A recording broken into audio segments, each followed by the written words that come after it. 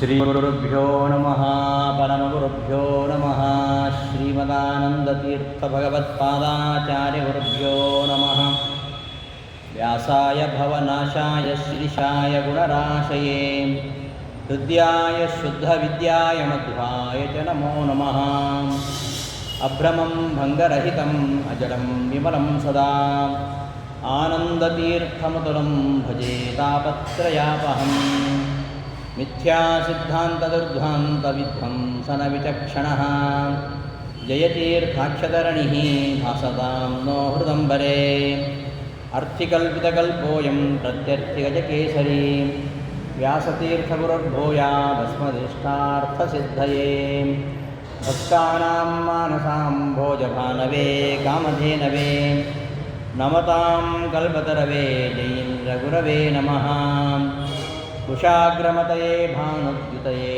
ವಾದಿಭೀತಯೇ ಆರಾಧಿತಶ್ರೀಪತಯೇ ಸುಧೀಂದ್ರಯತೆ ನಮಃ ಗುರುವಾದಿಧ್ವಾಂತರವಯೇ ವೈಷ್ಣವೇಂದೀವರೇಂದವೇ ಶ್ರೀರಾಘವೇಂದ್ರಗುರವೇ ನಮೋತ್ಯಂತದಯಾಲವೇ ಶ್ರೀಮತೋ ರಾಘವೇಂದ್ರಸ್ಯ ನಮಾಮಿ ಪದಪಂಕಜೇ ಕಾಮಿತಾಶೇಷಕಲ್ಯಾಣಕರಣಾಕಲ್ಪಪಾದಪೌ ಅಜ್ಞಾನತಿಮಿರಚ್ಛೇದಂ ಬುದ್ಧಿಸಂಪತ್ಪ್ರದಾಯಕಂ ವಿಜ್ಞಾನವಿಮಲಂ ಶಾಂತಂ ವಿಜಯಾಖ್ಯಗುರುಂ ಭಜೆ. ಶ್ರೀ ಗುರುಭ್ಯೋ ನಮಃ. ಹಂಸನಾಮಕ ಪರಮಾತ್ಮನ ದಿವ್ಯ ಭವ್ಯ ಪರಂಪರೆಯಲ್ಲಿ ಬಂದಿರತಕ್ಕಂತಹ ಕಲಿಯುಗ ಕಾಮಧೇನು ಕಲ್ಪವೃಕ್ಷ ಶ್ರೀ ರಾಘವೇಂದ್ರ ಗುರು ಸಾರ್ವಭೌಮರ ಪೀಠವನ್ನು ಅಲಂಕರಿಸತಕ್ಕಂತಹ ನಮ್ಮ ಕುಲಗುರುಗಳಾಗಿರ್ತಕ್ಕಂತಹ ಪರಮಪೂಜ್ಯ ಶ್ರೀ ಶ್ರೀ ಸುಬುಧೇಂದ್ರ ತೀರ್ಥ ಶ್ರೀಪಾದಂಗಳವರನ್ನು ಭಕ್ತಿಪೂರ್ವಕವಾಗಿ ನಮಸ್ಕರಿಸ್ತಾ, ನನ್ನ ವಿದ್ಯಾಗುರುಗಳಾಗಿರ್ತಕ್ಕಂತಹ ಪರಮಪೂಜ್ಯ ಶ್ರೀ ಶ್ರೀ ವಿಶ್ವೇಶತೀರ್ಥರನ್ನು ಭಕ್ತಿಪೂರ್ವಕವಾಗಿ ಸ್ಮರಿಸ್ತಾ, ರಾಘವೇಂದ್ರ ಗುರುಸಾರ್ವರ ಈ ದಿವ್ಯ ಸನ್ನಿಧಿಯಲ್ಲಿ ನೆರೆದಂತಹ ಎಲ್ಲ ಭಗವದ್ಭಕ್ತರನ್ನು ವಂದಿಸ್ತಾ, ನವರಾತ್ರಿಯ ಈ ಒಂದು ಶುಭಾವಸರದಲ್ಲಿ ವೆಂಕಟಾಚಲ ಮಹಾತ್ಮೆ, ವೆಂಕಟಗಿರೀಶನ ಕಲ್ಯಾಣ ಮಹೋತ್ಸವ ಇದರ ಕುರಿತಾಗಿರತಕ್ಕಂತಹ ದೀರ್ಘವಾದ ಕಥೆ ಭವಿಷ್ಯೋತ್ತರ ಪುರಾಣದಲ್ಲಿ ಬಂದಿದೆ. ಅಲ್ಲಿ ಬಂದಂತಹ ಕೆಲವು ಅಂಶಗಳನ್ನು ನಾವು ಇಲ್ಲಿ ಅನುಸಂಧಾನ ಮಾಡಿಕೊಳ್ತಾ ಇದ್ದೀವಿ.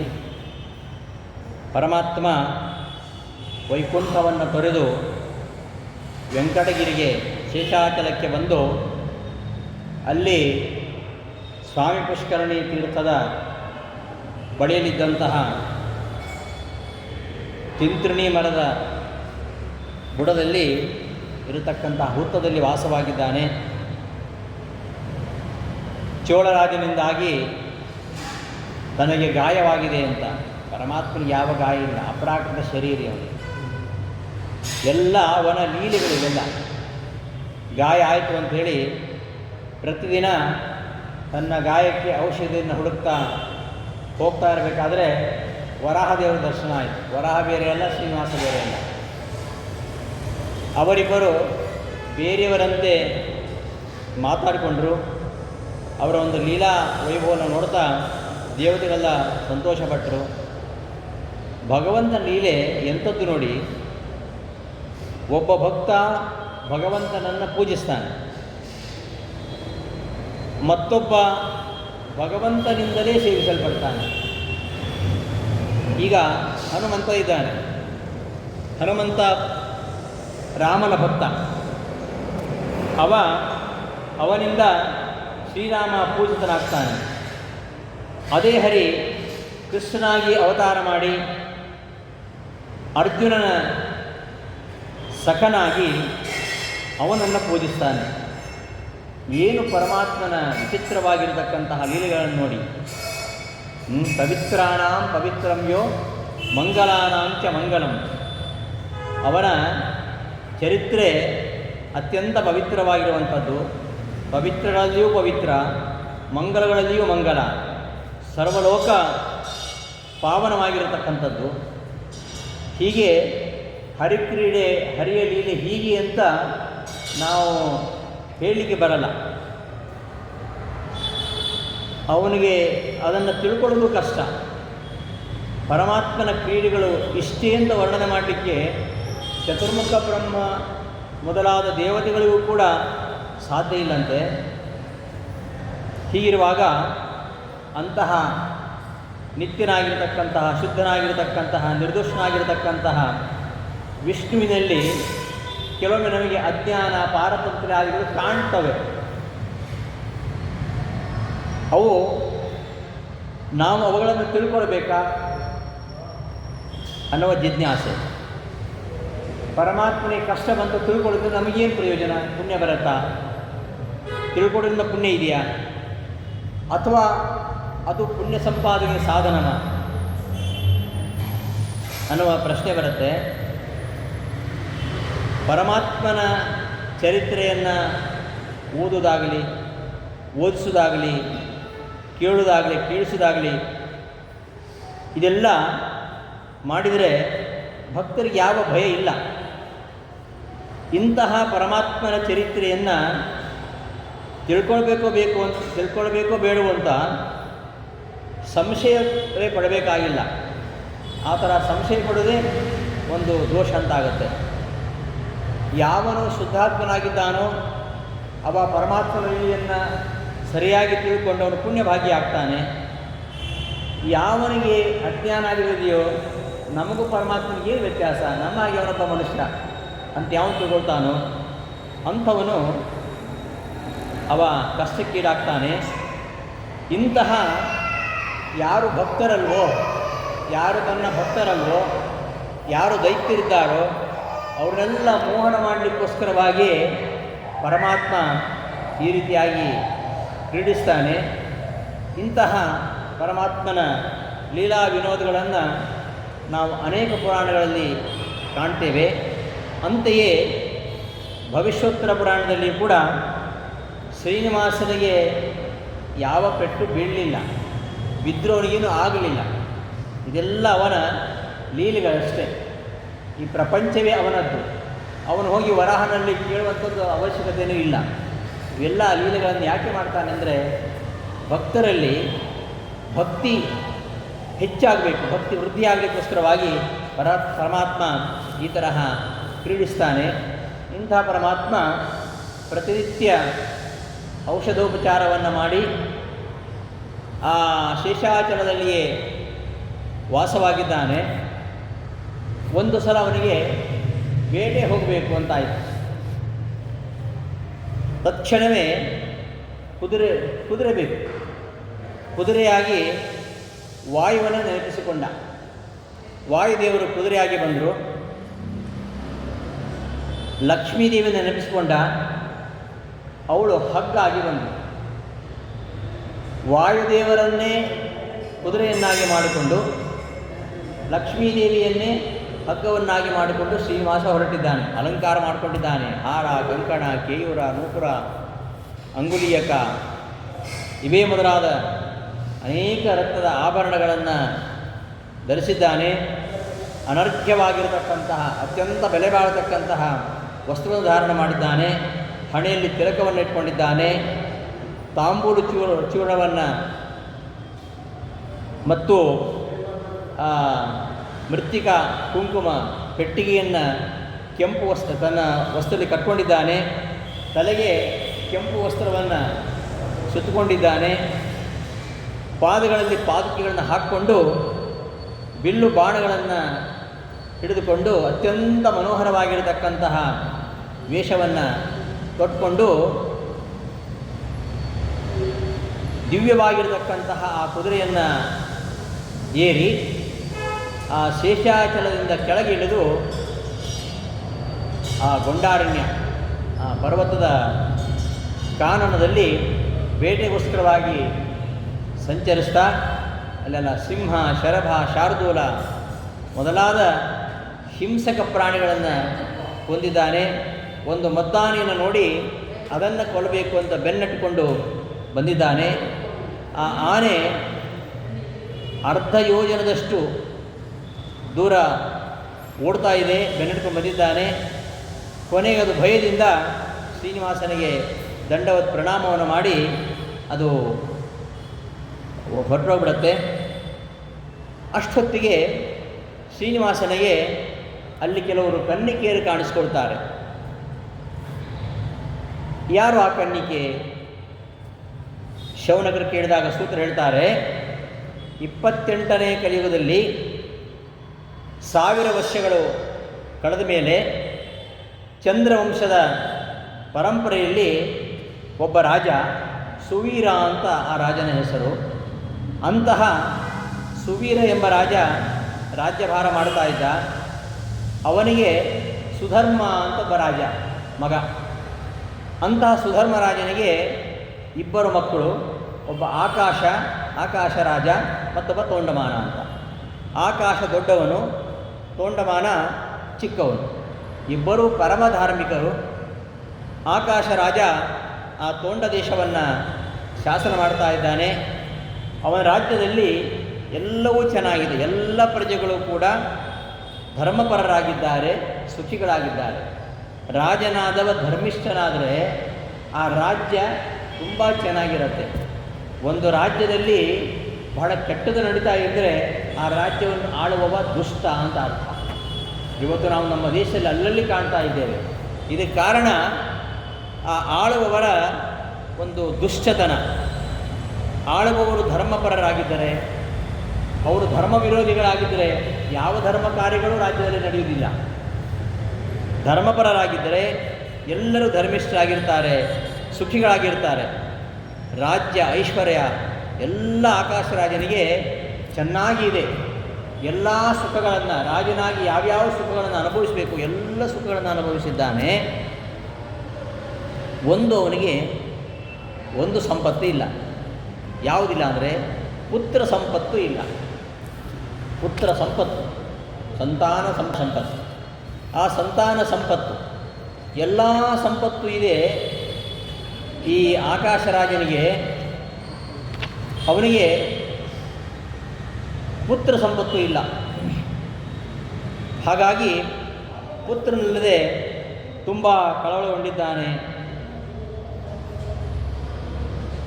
ಆ ಪುತ್ರ ದುಃಖದಿಂದಾಗಿ ಗುರುಗಳನ್ನು ಸಂಧಿಸ್ತಾನೆ. ಅನುಭೂತವಿದಂ ರಾಜ್ಯಂ ಹಸ್ತ್ಯಶ್ವರದ ಸಂಕುಲಂ ನಾನಾ ದಾನಂ ಕೃತಂ ಚೈವ ತೀರ್ಥಯಾತ್ರಾ ವಿಶೇಷತಃ ನಾನುಭೂತಂ ಪುತ್ರಸುಖಂ ಪಿತೃಣಾಂ ಮುಕ್ತಿದಂ ದ್ವಿಜ. ಗುರುಗಳ ಹತ್ರ ಹೇಳ್ತಾನೆ, ಎಲ್ಲ ಸುಖಗಳನ್ನು ಅನುಭವಿಸಿದ್ದೇನೆ ನಾನು. ವಿಶೇಷವಾಗಿ ತೀರ್ಥಯಾತ್ರೆ ಮಾಡಿದ್ದೇನೆ, ಅನೇಕ ದಾನಗಳನ್ನು ಮಾಡಿದ್ದೇನೆ, ಎಲ್ಲ ಸಂಪತ್ತನ್ನು ನಾನು ಅನುಭವಿಸಿದ್ದೇನೆ.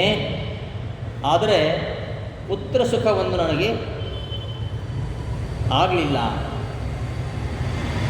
ಪುತ್ರ ಯಾಕೆ ಬೇಕು ಅಂದರೆ, ಜಾಯಮಾನೋ ಹವೈ ಬ್ರಾಹ್ಮಣ ತ್ರಿಭಿಃ ಋಣವಾನ್ ಜಾಯತೆ. ವೇದ ಹೇಳುತ್ತೆ, ಜಾಯಮಾನೋ ಹವೈ ಬ್ರಾಹ್ಮಣ ತ್ರಿಭಿಃ ಋಣವಾನ್ ಜಾಯತೆ. ಬ್ರಹ್ಮಚರ್ಯೇಣ ಋಷಿಭ್ಯಃ ಯಜ್ಞೇನ ದೇವೇಭ್ಯಃ ಪ್ರಜೆಯ ಪಿತೃಭ್ಯಃ ಏವ ಅನುಣಃ ಯಹ ಪುತ್ರಿ ಯಜ್ವಾ ಬ್ರಹ್ಮಚಾರಿ ವಾ ಆಸಿ. ಹುಟ್ಟುತ್ತಲೇ ಪ್ರತಿಯೊಬ್ಬ ಬ್ರಾಹ್ಮಣ 3 ಋಣಗಳಿಂದ ಕೂಡ್ತಾನೆ. ಒಂದು ಋಷಿ ಋಣ, ದೇವಋಣ ಮತ್ತು ಪಿತೃಋಣ. ಈ 3 ಋಣಗಳನ್ನು ಅವ ತೀರಿಸಬೇಕು. ಬ್ರಹ್ಮಚಾರಿಯಾಗಿ ಬ್ರಹ್ಮಚರ್ಯದಿಂದ ಋಷಿ ಋಣವನ್ನು ತೀರಿಸಬೇಕು. ಯಜ್ಞ ಯಾಗಾದಿಗಳನ್ನು ಮಾಡಿ ದೇವಋಣವನ್ನು ತೀರಿಸಬೇಕು. ಹಾಗೆಯೇ ಗೃಹಸ್ಥನಾಗಿ ಸಂತಾನವನ್ನು ಪಡೆದು ಅವ ಆ ಪಿತೃಋಣವನ್ನು ತೀರಿಸಬೇಕು ಎಂಬುದಾಗಿ ವೇದ ಹೇಳುತ್ತೆ. ಹೀಗಿರುವಾಗ ನನಗೆ ಪುತ್ರ ಇಲ್ಲಲ್ಲ. ಕಿಮ್ಮಯ ಚರಿತಂ ಪಾಪಂ ಕಸ್ಯವಾ ಮಾರಿತ ಸುತಃ. ನನಗೆ ಯಾಕೆ ಮಕ್ಕಳಾಗ್ತಾ ಇಲ್ಲ? ನಾನೇನಂತಹ ಕೆಟ್ಟ ಕಾರ್ಯವನ್ನು ಮಾಡಿದ್ದೇನೆ? ಯಾರ ಮಗನನ್ನು ಕೊಂದಿದ್ದೇನೆ? ಯಾವ ಪಾಪದಿಂದಾಗಿ ನನಗೆ ಈ ಜನ್ಮದಲ್ಲಿ ಪುತ್ರ ಪ್ರಾಪ್ತಿ ಆಗ್ತಾ ಇಲ್ಲ. ನನ್ನ ಕಣ್ಣುಗಳಿಂದ ನನ್ನ ಮಗನ ಮುಖಪಂಕಜವನ್ನು ಯಾವಾಗ ನೋಡ್ತೇನೆ, ಕಿವಿಗಳಿಂದ ಯಾವಾಗ ಆ ಮಗುವಿನ ರೋದನ ಶಬ್ದವನ್ನು ಕೇಳ್ತೇನೆ, ಹೀಗೆಲ್ಲ ಗುರುಗಳ ಮುಂದೆ ಪ್ರಲಾಪ ಮಾಡ್ತಾ ಹೋಗ್ತಾನೆ. ಎಷ್ಟು ದಾನ ಮಾಡಿದ್ದಾನೆ ಪುತ್ರರನ್ನು ಪಡಿಬೇಕು ಅಂತೇಳಿ. ಡೋಲಾಸ್ತ ಸುವರ್ಣ ಬಾಲಕೃಷ್ಣ ಪ್ರತಿಮಾದಾನ, ಗೋದಾನ, ವೃಷಭದಾನ, ರಿಕ್ತವಿಪ್ರ ವರಕನ್ಯೆಗಳಿಗೆ ವಿವಾಹ, ಅದೊಂದು ಕಲ್ಯಾಣ ಕಾರ್ಯ. ಅದು ಇವತ್ತು ಬಿಸ್ನೆಸ್ ಆಗಿಬಿಟ್ಟಿದೆ. ಅದೊಂದು ಪುಣ್ಯ ಕಾರ್ಯ. ಅದನ್ನು ಮಾಡಿತು. ಎಷ್ಟೋ ಹುಡುಗ ಹುಡುಗಿಯರಿಗೆ ಮದುವೆ ಮಾಡಿಸಿದ್ದಾನೆ. ಮತ್ತು ಈ ಕರು ಸಹಿತವಾಗಿರತಕ್ಕಂತಹ ಹಸುಗಳನ್ನು ದಾನ ಮಾಡಿದ್ದಾನೆ. ಬಂಗಾರದ ಹಸು ಕರುಗಳನ್ನು ದಾನ ಮಾಡಿದ್ದಾನೆ. ಮತ್ತು ಘೃತಪೂರ್ಣ ಕುಂಭದಾನ ಮಾಡಿದ್ದಾನೆ. ಕೂಷ್ಮಾಂಡ ದಾನ, ದೀಪದಾನ, ಭೂದಾನ, ಗೃಹದಾನ, ಅನೇಕ ದಾನ ಮಾಡಿದ್ದಾನೆ. ಇಷ್ಟೆಲ್ಲ ಮಾಡಿದರೂ ಕೂಡ ಈ ಪುತ್ರ ಸೌಖ್ಯ ಯಾಕೆ ನನಗೆ ದೊರೆಯಲಿಲ್ಲ? ದೇವಋಣ, ಋಷಿಋಣ, ಪಿತೃಋಣ ಇವುಗಳ ಮಧ್ಯದಲ್ಲಿ ಪಿತೃಋಣ ತೀರಿಸಬೇಕಾದರೆ ಪುತ್ರನಾಗಬೇಕು. ಅಂತಹ ಪುತ್ರ ಸುಖವನ್ನು ನಾನು ಹೊಂದಲಿಲ್ಲಲ್ಲ ಎಂಬುದಾಗಿ ತುಂಬ ಕೊರಗ್ತಾನೆ ಅವನು. ಪದ್ಮಪುರಾಣದಲ್ಲಿ ಒಂದು ಮಾತು ಬರುತ್ತೆ, ಜಾತ ಮಾತ್ರಂ ಪ್ರಿಯಂ ಕುರ್ಯಾತ್ ಬಾಲ್ಯೇ ಕ್ರೀಡನ ಗಾಯನೈ ವಯಪ್ರಾಪ್ಯ ಪ್ರಿಯಂ ಕುರ್ಯಾತ್ ಮಾತಾ ಪಿತೃ ಅನಂತರಂ ಭಕ್ತ್ಯಾ ಸಂತೋಷಯನ್ ನಿತ್ಯಂ ತೌ ಭೌ ಪರಿತೋಷಯೇ ಸ್ನೇಹೇನ ವಚಸಾ ಚೈವ ಪ್ರಿಯ ಸಂಭಾಷಣೇನ ಚ. ಪ್ರಿಯವಾಗಿರ್ತಕ್ಕಂಥ ಮಗ ಹುಟ್ಟಿದ ಕೂಡಲೇ ಎಲ್ರಿಗೂ ಖುಷಿ ಆಗುತ್ತೆ. ಮುಂದೆ ಆ ಮಗ ಏನಾಗ್ತಾನೆ ಗೊತ್ತಿಲ್ಲ, ಒಳ್ಳೆಯವನಾಗ್ತಾನೋ ಕೆಟ್ಟವನಾಗ್ತಾನೋ ರೌಡಿ ಆಗ್ತಾನೋ ಏನಾಗ್ತಾನೋ ಗೊತ್ತಿಲ್ಲ. ಅಂತೂ ಎಲ್ಲರೂ ಭಾರಿ ಪುತ್ರೋತ್ಸವವನ್ನು ಸಂಭ್ರಮಿಸ್ತಾರೆ. ಹುಟ್ಟುವಾಗಲೇ ಎಲ್ಲರಿಗೂ ಪ್ರಿಯವನ್ನು ಉಂಟು ಮಾಡ್ತಾನೆ. ಬಾಲ್ಯದಲ್ಲಿ ಆಟ ನೋಟಗಳಿಂದ ಗಾಯನಗಳಿಂದ ಸಂತೋಷಪಡಿಸ್ತಾನೆ. ಯುವಕನಾದಾಗ ಮಾತಾಪಿತೃಗಳಿಗೆ ಪ್ರೀತಿಯನ್ನುಂಟು ಮಾಡ್ತಾನೆ. ಈ ರೀತಿಯಾಗಿ ಮಾತಾಪಿತೃಗಳನ್ನು ಯಾರು ಭಕ್ತಿಯಿಂದ ಸಂತೋಷಪಡಿಸ್ತಾರೋ ಅಂತಹ ಪ್ರಿಯವನಾಗಿರ್ತಕ್ಕಂತಹ ಪುತ್ರ ಇರಬೇಕು ಅಂತ ಪದ್ಮಪುರಾಣ ಹೇಳ್ತದೆ. ಇಂತಹ ಮಗನಿಗೆ ನಾನು ಕವಚವನ್ನು ಮಾಡಿ ಅದನ್ನು ತೊಡಿಸ್ತೀನಿ ಬಾ ಅಂತ ಕರೀಲಿಲ್ಲ. ಮಗ ಇಲ್ಲ ಅಂತಾದರೆ ಯಮಕಿಂಕರು ನನ್ನನ್ನು ಎಳಿತಾರೆ ಅಂತ ಹೇಳ್ತಾನೆ.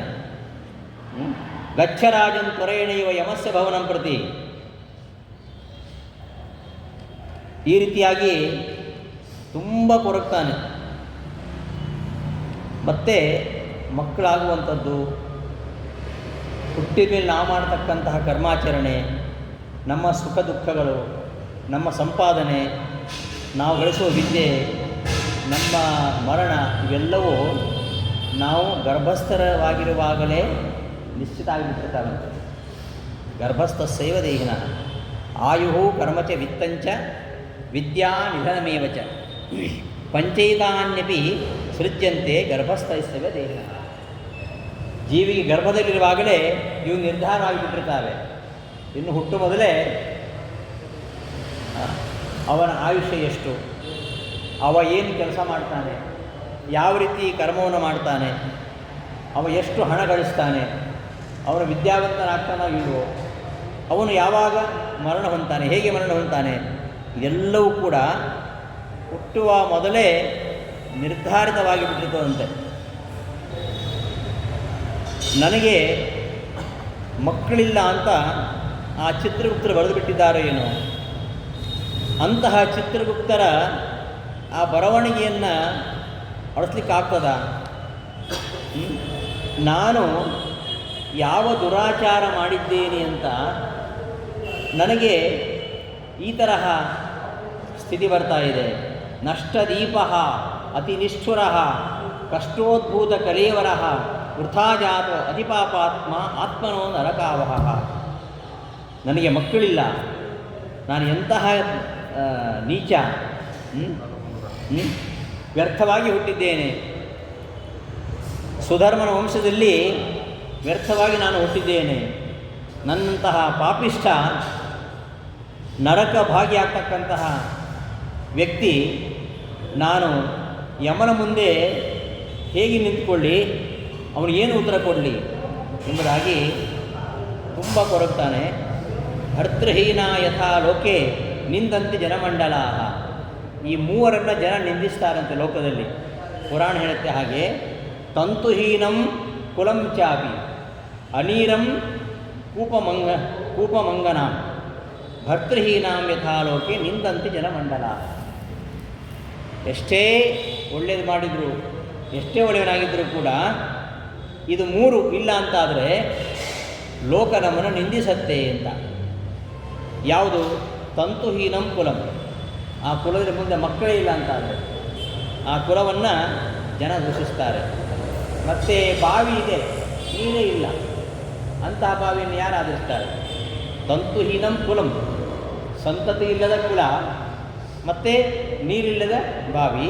ಭರ್ತೃಹೀನಾಂ ಅಂಗನಾಂ, ಗಂಡನಿಲ್ಲದ ಹೆಣ್ಣು. ಈ ಮೂರನ್ನು ಲೋಕದಲ್ಲಿ ಜನ ನಿಂದಿಸ್ತಾರೆ. ಹೀಗಿರುವಾಗ ನಾನು ಎಷ್ಟು ಒಳ್ಳೆಯ ಕೆಲಸವನ್ನು ಮಾಡಿದರೂ ಕೂಡ ನನಗೆ ಮಕ್ಕಳಿಲ್ಲ ಎಂಬ ಕಾರಣಕ್ಕೆ ಜನ ನನ್ನನ್ನು ನಿಂದಿಸ್ತಾರೆ ಅಂತ ತುಂಬ ಕೊರಗ್ತಾ, ಕಿಂ ಕರೋಮಿ ಇಹ ಭೂದೇವ ಕೊಗಚ್ಛಾಮಿ ಇತಿ ಕಾಗತಿ ಕಂ ದೇವಂ ಶರಣಂ ಗತ್ವಾ ಭವಾಬ್ಧಿಂ ಪ್ರತರಾಮ್ಯಹಂ.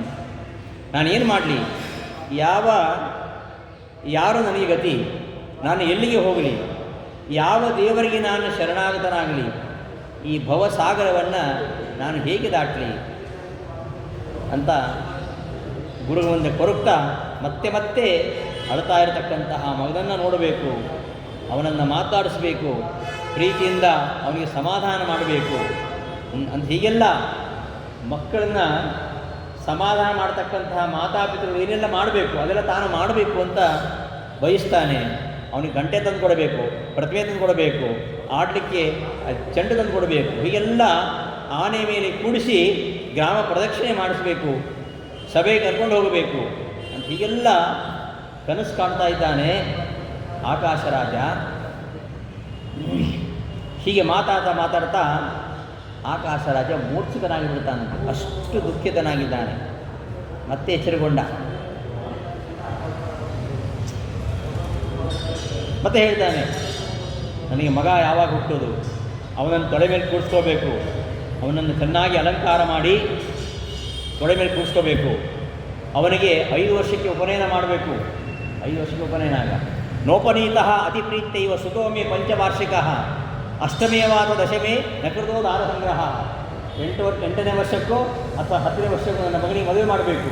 ಹೀಗೆಲ್ಲ ಕನಸು ಕಾಣ್ತಾ ಇದ್ದಾನೆ. ತನ್ನ ಎಲ್ಲ ಈ ಒಂದು ಕಷ್ಟವನ್ನು ತನ್ನ ಗುರುಗಳಲ್ಲಿ ತೋರ್ಕೊಳ್ತಾ ಇದ್ದಾನೆ. ಕಂಡ ದೇವರಲ್ಲಿ ಪ್ರಾರ್ಥನೆ ಮಾಡ್ತಾನೆ. ವರದಾಚ್ಯುತ ಗೋವಿಂದ ಜಗನ್ನಾಥ ಜಗದ್ಗುರು ಸುಬ್ರಹ್ಮಣ್ಯ ಸುರಾಧೀಶ ರಾಮಕೃಷ್ಣ ನಮೋಸ್ತುತೆ ವೆಂಕಟೇಶ ರಮಾಕಾಂತ ವರಾಹ ವದನಾಚ್ಯುತ ನಾರಾಯಣ ನಗಾಧೀಶ ಕೃಪಾಂ ಕುರು ದಯಾನಿಧಿ ಅಂತ ಕಂಡ ದೇವರಲ್ಲಿ ಕೇಳ್ಕೊಳ್ತಾ ಇದ್ದಾನೆ. ಮಕ್ಕಳಾಗಬೇಕಾದ್ರೆ ಭಾಗ್ಯಶಾಲಿಗಳಾದರೆ ಭಾಗ್ಯ ಇರಬೇಕಂತೆ. ಸುಪುತ್ರವಂತಹ ಖಲು ಭಾಗ್ಯವಂತಹ.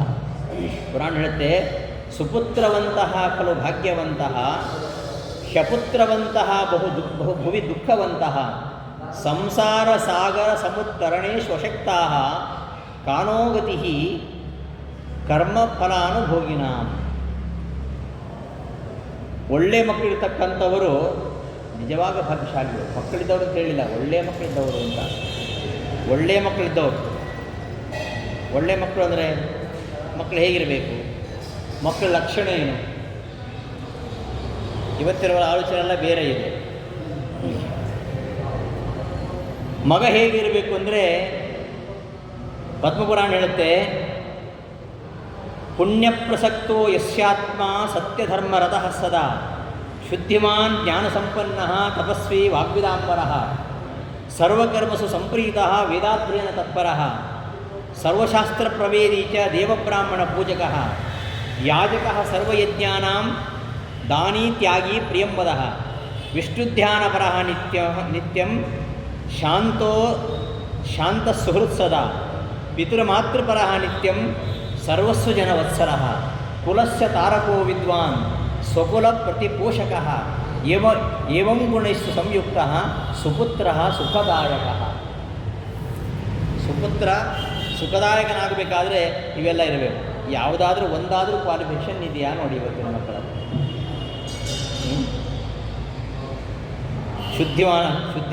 ಶುದ್ಧನಾಗಿರಬೇಕು, ಸತ್ಯಧರ್ಮರತನಾಗಿರಬೇಕು, ಜ್ಞಾನಿ ಆಗಿರಬೇಕು, ತಪಸ್ವಿ ಆಗಿರಬೇಕು, ಒಳ್ಳೆಯ ಮಾತುಗಾರನಾಗಬೇಕು, ಮತ್ತು ವೇದಾಧ್ಯಯನ ತತ್ಪರನಾಗಿರಬೇಕು, ಸರ್ವಶಾಸ್ತ್ರ ವಿಶಾರದನಾಗಿರಬೇಕು, ದೇವಬ್ರಾಹ್ಮಣರನ್ನು ಪೂಜೆ ಮಾಡ್ತಕ್ಕಂಥವನಾಗಿರಬೇಕು, ಎಲ್ಲ ಯಜ್ಞಗಳನ್ನು ಮಾಡುವವನಾಗಿರಬೇಕು, ದಾನ ತ್ಯಾಗ ಪ್ರಿಯವಾದ ಮಾತನ್ನು ಆಡುವವನಾಗಿರಬೇಕು, ವಿಷ್ಣುಧ್ಯಾನಪರನಾಗಿರಬೇಕು, ಶಾಂತನಾಗಿರಬೇಕು, ಪಿತೃಮಾತು ಪರನಾಗಿರಬೇಕು, ಎಲ್ಲರಲ್ಲಿಯೂ ಪ್ರೀತಿಯನ್ನು ತೋರಿಸುವವನಾಗಿರಬೇಕು, ತನ್ನ ಕುಲವನ್ನು ತನ್ನ ಕುಲವನ್ನು ಉದ್ಧಾರ ಮಾಡ್ತಕ್ಕಂಥವನಾಗಬೇಕು. ಇಂತಹ ಗುಣಗಳಿದ್ದರೆ ಅವನು ಸುಪುತ್ರ, ಅವನು ಸುಖದಾಯಕ. ಅಂತಹ ಮಕ್ಕಳು ಇಲ್ಲದೆ ಹೋದರೆ ಮಕ್ಕಳು ಇಲ್ಲದೇ ಇರುವುದೇ ವಾಸಿ ಅಂತ ಕಾಣುತ್ತೆ. ಆಕಾಶದ ಕೊರಗತ್ತೇನೇ ಇಲ್ಲ, ಅಂಥ ಮಕ್ಕಳು ಇಲ್ಲ ಅಂತಾದರೆ. ಇನ್ನು ಕೆಲವರುತ್ತಾರೆ ಅನ್ನೇ ಸಂಬಂಧಯುಕ್ತಾ ಶೋಕ ಸಂತಾಪಕಾರಕಾ, ಅದನ್ನು ಹೇಳುತ್ತೆ ಪುರಾಣ. ಅನ್ನೇ ಸಂಬಂಧ ಸಂಯುಕ್ತ, ಸುಮ್ಮನೆ ಹುಟ್ಟಿದ್ದಾರೆ, ನಮ್ಮ ಸಂಬಂಧ ಆಗಿದೆ, ಯಾವುದೋ ಋಣಾನುಬಂಧ, ಮಕ್ಕಳಾಗಿ ಹುಟ್ಟಿದ್ದಾರೆ. ಶೋಕ ಸಂತಾಪಕಾರಕ, ಶೋಕ ಸಂತಾಪವನ್ನು ಮಾಡ್ತಕ್ಕಂಥವರು, ಮತ್ತು ಏನು ಕೆಲಸ ಮಾಡಲ್ಲ. ಉದಾಸೀನ ಕಿಂ ಕಾರ್ಯಂ ಫಲಹೀನಾತ್ಮಜೇನದು, ಯಾವ ಕೆಲಸ ಮಾಡೋದಿಲ್ಲ, ಸುಮ್ಮನೆ ಹೋಗ್ತಾ ಇರ್ತಾರೆ, ಬರ್ತಾ ಇರ್ತಾರೆ. ಹೀಗೆ ಕೆಲವರು ತಂದೆ ತಾಯಿಗಳಿಗೆ ದುಃಖವನ್ನೇ ಕೊಡ್ತಾ ಇರ್ತಾರೆ. ಅಂತಹ ಮಕ್ಕಳು ಇದ್ದೇನು ಪ್ರಯೋಜನ? ಎಷ್ಟೋ ಜನ ಇರ್ತಾರೆ, ಏನೋ ಅಪ್ಪ ಮಾಡಿಟ್ಟಿರ್ತಾನೆ, ಅದನ್ನು ಅನುಭವಿಸಲಿಕ್ಕೆ ಇರ್ತಾರೆ. ಅದನ್ನು ಹೇಳಿದ ಪುರಾಣ. ಭರ್ತೋ ಪಂಚವಿಧ ಪುತ್ರ ನ್ಯಾಸಾಪಹಾರ. ಅಪ್ಪ ಬೇಕಾಷ್ಟು ಗಂಟು ಮಾಡಿಟ್ಟಿರ್ತಾನೆ, ಅದನ್ನು ಖರ್ಚು ಮಾಡಲಿಕ್ಕೆ ಮಗ ಇವರು, ಬೇರೇನಿಲ್ಲ. ಹಾಗೆ ನ್ಯಾಸಾಪಹಾರ ಋಣ ಸಂಬಂಧಿನಂ ಪರಂ ರಿಪುಂ ಪ್ರಿಯ ಮುದಾಸೀನಂ ಇತಿಕಾಂತ ಭವಂತಿ ಎಂಬುದಾಗಿ. ಹೀಗೆ ಮಕ್ಕಳು ಹೇಗಿರಬೇಕು ಅಂತಹ ಒಳ್ಳೆಯ ಪುತ್ರನನ್ನು ಬಯಸಿದ್ದಾನೆ ಆಕಾಶರಾಜ. ಹೀಗೆ ಹೇಳಿ ಆಕಾಶರಾಜ ಪಾಪಿಷ್ಠೋಹಂ ದುರಾಚಾರ ಅಸುಖೋಹಂ ದರಿದ್ರವಾನ್ ಕಾನ್ ಲೋಕಾನ್ ವಾಗಮಿಷ್ಯಾಮಿ ಕ್ರೂರಂಬಾ ನರಕಂ ಗುರೋ ಕಿಮುಪಾಯಂ ಮಹಾಪ್ರಾಜ್ಞ ಪುತ್ರಲಾಭೆ ದ್ಯೋತಮ.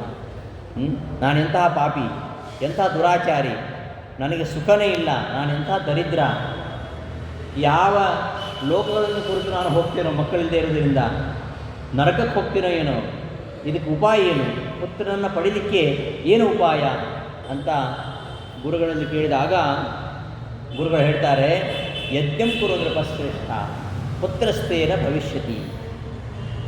ಯಜ್ಞವನ್ನು ಮಾಡು, ಯಜ್ಞವನ್ನು ಮಾಡಿದರೆ ನಿನಗೆ ಸಂತತಿ ಪ್ರಾಪ್ತಿಯಾಗತ್ತೆ.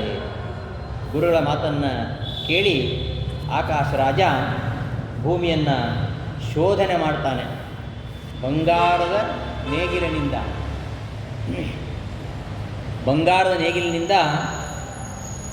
ಭೂಮಿಯ ಕರ್ಷಣೆ ಮಾಡ್ತಾನೆ. ಬ್ರಾಹ್ಮಣನೆಲ್ಲ ಕರೆಸಿ ಅವರ ಮಂತ್ರೋಚ್ಚಾರಣೆ ಮಾಡ್ತಾ ಬಂಗಾರದಿಂದ ಭೂಮಿಯನ್ನು ಶೋಧನೆ ಮಾಡ್ತಾನೆ. ಶೋಧ್ಯಮಾನೇ ಧರಾ ಪೃಷ್ಠೆ ತತ್ರ ಪದ್ಮಂ ದದರ್ಶಃ ಸಹಸ್ರಪತ್ರಂ ರಾಜೇಂದ್ರ ಕಿಮಿದಂ ವಿಸ್ಮಯಾಕುರಃ. ಭೂಶೋಧನೆ ಮಾಡ್ತಾ ಇರಬೇಕಾದ್ರೆ ಅಲ್ಲಿ ಒಂದು ಕಮಲವನ್ನು ನೋಡಿದ್ದಾನೆ. ಎಂತಹ ಕಮಲ? ಸಹಸ್ರಪತ್ರ, 1000 ಪಕ್ಕಗಳುಳ್ಳಂತಹ ಒಂದು ಪದ್ಮವನ್ನು ನೋಡಿದ್ದಾನೆ. ಏನಿದು ಅಂತ ಆಶ್ಚರ್ಯ ಅವನಿಗೆ. ಅದು ಇನ್ನೂ ಪೂರ್ತಿ ಅರಳಿಲ್ಲ. ಅದರ ಪಕ್ಕದ ಬಿಡಿಸಿ ನೋಡ್ತಾನೆ. ಬಿಡಿಸಿ ನೋಡುವಾಗ ದೈವೇ ನದತ್ತಾಂ ಭಗವತ್ ಪ್ರಚೋದಿತಾಂ ಕನ್ಯಾಂ ಕುಮಾರೀಂ ಕುಸುಮಾಭ ನೇತ್ರಾಂ. ಆ ಪತ್ರಗಳನ್ನು ಬಿಡಿಸಿ ನೋಡ್ತಾನೆ, ಅಲ್ಲಿ ರಮಾಕೃತಿ ಕಾಣುತ್ತೆ ಅವನಿಗೆ. ರಮಾಕೃತಿಂ ಶುಭಾಂ, ಅತ್ಯಂತ ಶುಭಕರವಾಗಿರತಕ್ಕಂತಹ ರಮಾಕೃತಿಂ. ಅವಳು ಯಾರು? ವೇದವತಿ. ವೇದವತಿ ಪದ್ಮಾವತಿಯಾಗಿ ಅಲ್ಲಿ ಕಾಣಿಸ್ಕೊಂಡಿದ್ದಾಳೆ. ದೈವದತ್ತವಾಗಿರತಕ್ಕಂತಹ, ಭಗವಂತನಿಂದ ಪ್ರಚೋದಿತವಾಗಿರತಕ್ಕಂತಹ ಒಂದು ಕನ್ಯಾರತ್ನವನ್ನು ರಾಜ ಕಾಣ್ತಾನೆ. ಇಷ್ಟು ದಿವಸ ಮಕ್ಕಳಿದಂತ ಚಿಂತೆ, ಈಗ ಈ ಮಗುವನ್ನು ಏನು ಮಾಡೋದು ಅಂತ ಚಿಂತೆ. ಎಲ್ಲ ಕುಲಗೋತ್ರ ನೋಡ್ತಾರಲ್ಲ, ಇಷ್ಟು ದಿವಸ ಮಕ್ಕಳಿಲ್ಲ ಅಂತ ಯೋಚನೆ, ಈಗ ಇದನ್ನೇನು ಮಾಡೋದು? ಮಗು ಹಾಗೆ ಬಿಸಾಲಿಗೆ ಆಗ್ತದ? ಇಲ್ಲ, ಏನು ಮಾಡೋದು ಅಂತ ಸಂತೋಷವೇನೋ ಆಗತ್ತೆ, ತುಂಬ ಸಂತೋಷವಾಗತ್ತೆ.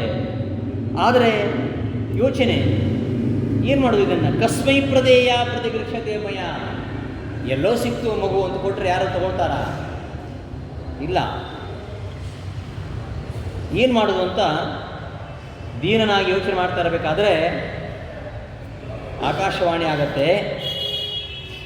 ಉವಾಚ ಆಕಾಶಗಾವಾಣಿ ಪುತ್ರಿ ಇಯಂ ತವ ಪುಣ್ಯದ ಸುರಕ್ಷಸ್ವ ಮಹಾಭಾಗಾಂ ಬಹುಕೀರ್ತಿ ಫಲಪ್ರದಾಂ ಇತ್ಯನಂದಗದಾಂ ವಾಣಿಂ ಶ್ರುತ್ವಾ ರಾಜ ಅತಿಹರ್ಷಿತಃ ತಾಂ ಕನ್ಯಾಂ ಪ್ರತಿಗೃಹ್ಯಾಶು ಸ್ವಭಾರ್ಯಾಂ ಪ್ರತ್ಯುವಾಚ. ಈ ಮಗುವನ್ನು ಏನು ಮಾಡಬೇಕು ಅಂತ ಚಿಂತಿತನಾಗಿದ್ದಾಗ ಆಕಾಶವಾಣಿ ಆಯಿತು, ಈ ಮಗುವನ್ನು ರಕ್ಷಣೆ ಮಾಡು, ಈ ಮಗು ನಿನಗೆ ತುಂಬ ಕೀರ್ತಿಯನ್ನು ತಂದುಕೊಡುತ್ತೆ, ನಿನಗೆ ತುಂಬ ಫಲ ಇದೆ, ಈ ಮಗುವನ್ನು ರಕ್ಷಣೆ ಮಾಡೋದ್ರಿಂದ ನಿನಗೆ ತುಂಬ ಫಲ ಇದೆ, ಈ ಬಗ್ಗೆ ಯೋಚನೆ ಮಾಡಬೇಡ, ದಾನ ಪ್ರತಿಗ್ರಹ ಬಗ್ಗೆ ಈಗ ಯೋಚನೆ ಮಾಡಬೇಡ, ನೀನು ಇದನ್ನು ಈ ಮಗುವನ್ನು ಪಾಲನೆ ಮಾಡು, ನಿನಗೆ ಖಂಡಿತ ಒಳ್ಳೆಯದಾಗತ್ತೆ ಅಂತ ಹೇಳಿದಾಗ ಆ ಕನ್ಯೆಯನ್ನು ತೆಗೆದುಕೊಂಡು ಹೋಗಿ ತನ್ನ ಭಾರ್ಯೆಯಾಗಿರ್ತಕ್ಕಂತಹ ಧರಣಿದೇವಿಗೆ ರಾಜ ಕೊಡ್ತಾನೆ. ಶೃಣುಭದ್ರೇ ಮಹಾಪ್ರಾಜ್ಞಿ ದೇವದತ್ತಾಮಿಮಾಂ ಶುಭಾಂ ಸಂವರ್ಧಸ್ವ ವರಾಂ ಪುತ್ರೀಂ ಯಥಾ ಯೋನಿಗತಾಂ ತವ. ನಿನ್ನ ಸ್ವಂತ ಮಗಳು ಹೇಗೋ ಹಾಗೆ ರಕ್ಷಣೆ ಮಾಡಬೇಕು ಅಂತ. ಅವಳು ಸ್ವಂತ ಮಗಳ ಅನುಭವನೇ ಆಗಿಲ್ಲ ಅವಳಿಗೆ. ನಿನ್ನ ಸ್ವಂತ ಮಗಳನ್ನು ನೀನು ಹೇಗೆ ಪಾಲನೆ ಮಾಡ್ತೀಯೋ ಹಾಗೆ ಈ ಮಗಳನ್ನು ಪಾಲನೆ ಮಾಡು ಎಂಬುದಾಗಿ ಧರಣಿದೇವಿಯ ಕೈಯಲ್ಲಿ ಇಟ್ಟು ಆ ಒಂದು ಸಂತೋಷದ ಸಂಭ್ರಮಕ್ಕೆ ಅನೇಕ ದಾನಗಳನ್ನು ಮಾಡಿದ್ದಾನೆ. ಈ ಕನ್ಯಾಗಮನದ ಪುಣ್ಯದಿಂದಾಗಿ ಧರಣಿದೇವಿ ಮುಂದೆ ಗರ್ಭಿಣಿಯಾಗ್ತಾಳೆ. ಅಂತಹ ಗರ್ಭಿಣಿಯಾಗಿರ್ತಕ್ಕಂತಹ ಧರಣಿದೇವಿಗೆ ಎಲ್ಲ ಸಂಸ್ಕಾರಗಳನ್ನು ರಾಜ ಬಹಳ ಸಂತೋಷದ ಕೊಡ್ತಾನೆ. ಮುಂದೆ ನವಮಾಸ ಪೂರ್ತಿಯಾಗುತ್ತಿರಲು ಪುತ್ರೋತ್ಪತ್ತಿಯಾಗತ್ತೆ. ಮಗನ ಜನ್ಮದ ವಾರ್ತೆಯನ್ನು ಕೇಳಿ ಬಹಳ ಸಂತೋಷವಾಗುತ್ತವನಿಗೆ. ಆ ಸಂತೋಷದ ಬರದಲ್ಲಿ ಏನೆಲ್ಲ ಕೊಡ್ತಾನಂದರೆ ಛತ್ರಚಾಮರ ಬಿಟ್ಟು ಎಲ್ಲ ಕೊಡ್ತಾನೆ. ಅದು ಕೊಡೋಗಿಲ್ಲ, ರಾಜ ತಾನೇ ಇಟ್ಕೋಬೇಕಲ್ಲ.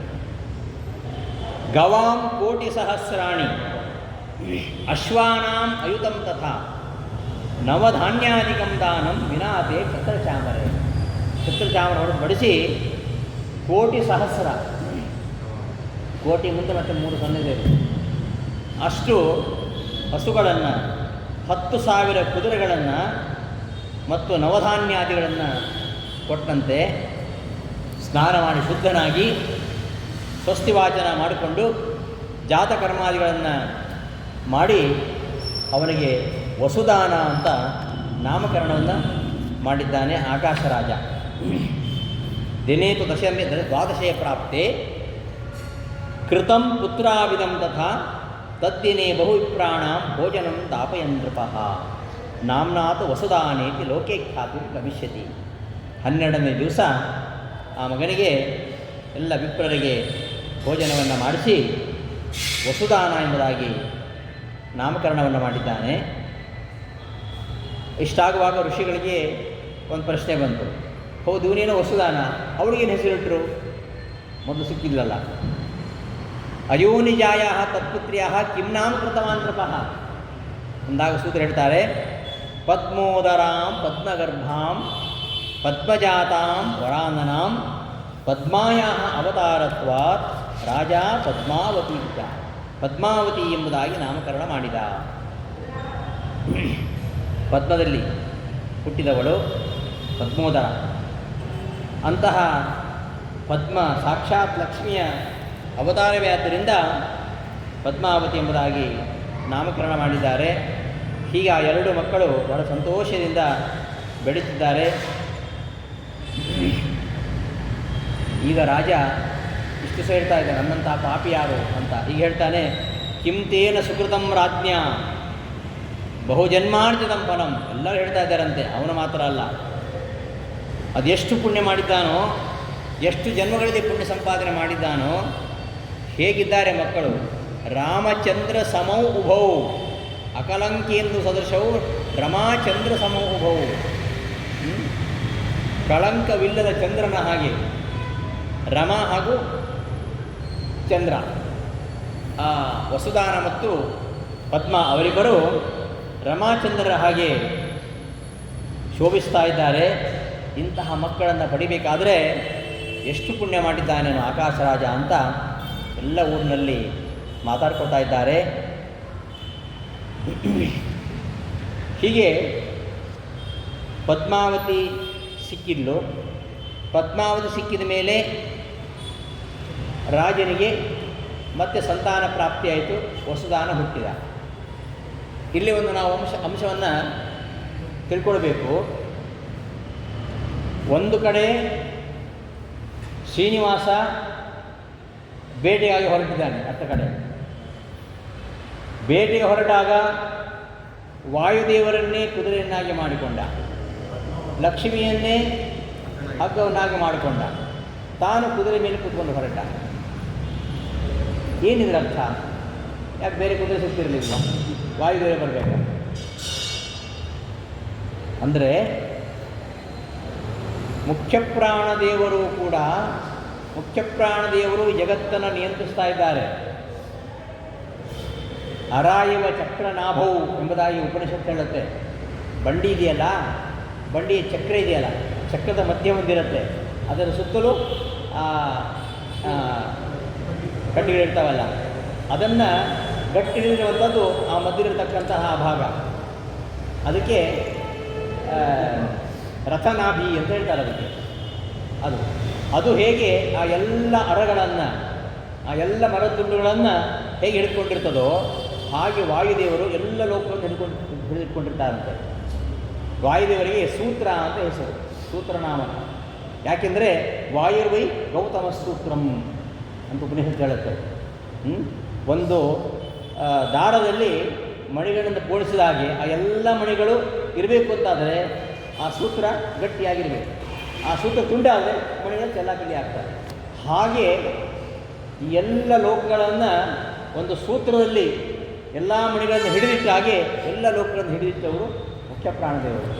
ಹಾಗಂದು ಮಾತ್ರಕ್ಕೆ ಮುಖ್ಯ ಪ್ರಾಣದೇವರು ಪರಮಾತ್ಮದ ಹೆಚ್ಚು ತಿಳ್ಕೊಳ್ಬೇಡಿ, ಅವರಿಗೂ ಸ್ವಾತಂತ್ರ್ಯ ಇಲ್ಲ ಎಂಬುದನ್ನು ತಿಳಿಸೋಕ್ಕೋಸ್ಕರವಾಗಿ ವಾಯುದೇವರನ್ನು ಕುದುರೆಯನ್ನಾಗಿ ಮಾಡಿದ್ದಾರೆ.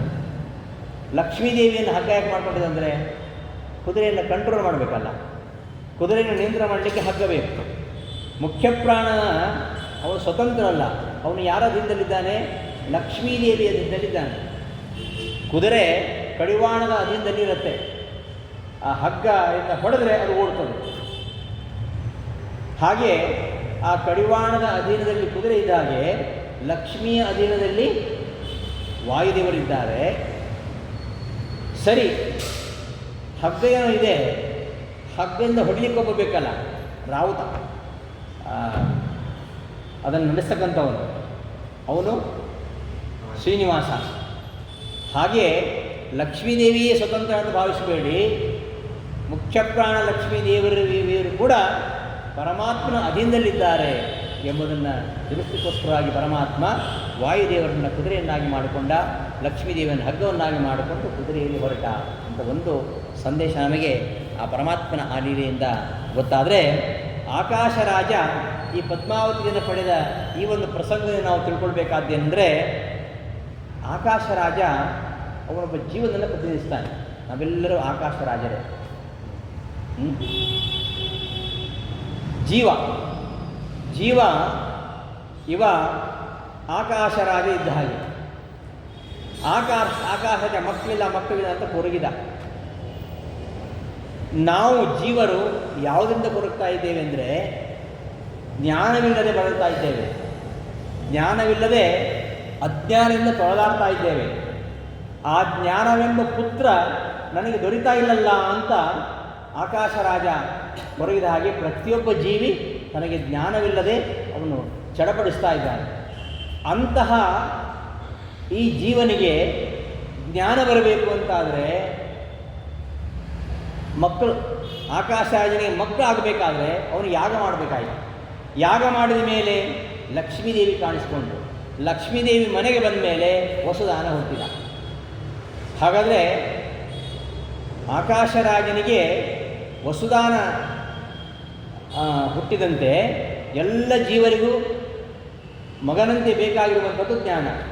ಅಂತಹ ಜ್ಞಾನವನ್ನು ಗಳಿಸಬೇಕಾದ್ರೆ, ವಸುದಾನ ಹುಟ್ಟಬೇಕಾದ್ರೆ ಲಕ್ಷ್ಮಿಯ ಸಾನ್ನಿಧ್ಯದಿಂದಾಗಿ ವಸುದಾನ ಹುಟ್ಟಿದ.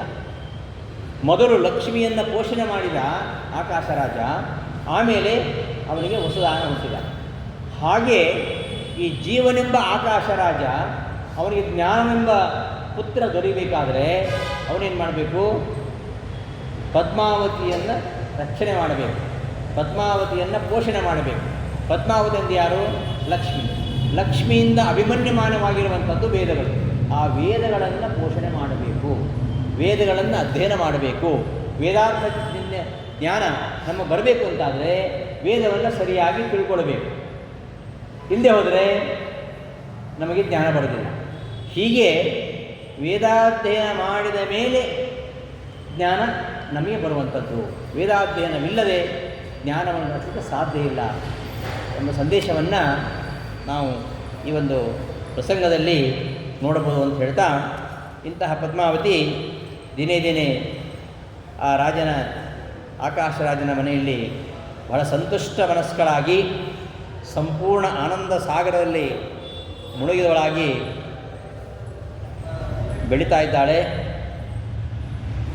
ಮೊದಲು ದೊಡ್ಡ ಮಗಳು, ಆಮೇಲೆ ಒಳ್ಳೆಯ ಮಗ. ಎಷ್ಟು ರಾಜ ಆನಂದ ಸಾಗರದಲ್ಲಿ ಮುಳುಗಿಬಿಟ್ಟಿದ್ದಾನೆ. ಹೀಗೆ ಕಾಲ ಕಳೆಯಿತು.